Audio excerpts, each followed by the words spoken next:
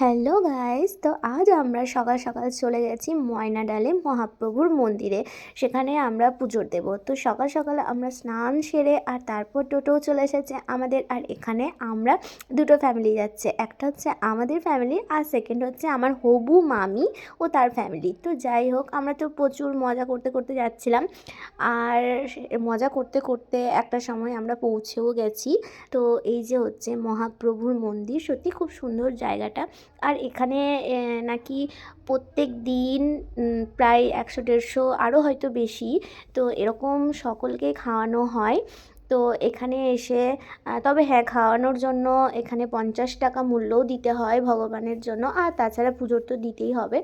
তো এই যে দেখো তোমরা মন্দিরটা, তোমরা কে কে এই মন্দিরটা জানো আমাকে অবশ্যই কমেন্ট করে জানিও।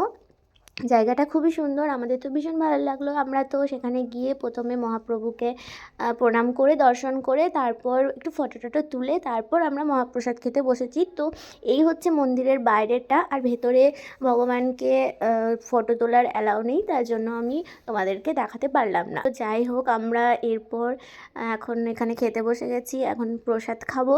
আর প্রসাদের অনেক কিছুই আইটেম করেছিল, তার মধ্যে থেকে যেটা মেন প্রসাদ সেটা হচ্ছে শাক আর ভাত।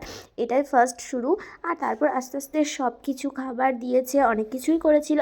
তো সব কিছু খাওয়ার পর সত্যিই এখানে প্রসাদ তো বলে যে প্রসাদ নাকি অনেক সুন্দর হয়, টেস্টি হয়। তো সত্যিই তাই, এই খাবারগুলো খেয়ে সত্যি তৃপ্তি হলো। আর এরপর লাস্ট পাতে পায়েস, আর পায়েসের পর তারপর আমরা সবাই উঠে গেলাম। আর এরপর বাইরেটা দেখো সেরকমভাবে কিছু নেই। তো যাই হোক, তারপর একটা সর্ষে খেতে ফটো তুললাম, এনজয় করলাম, আর তারপর বাড়ি ফিরে এলাম।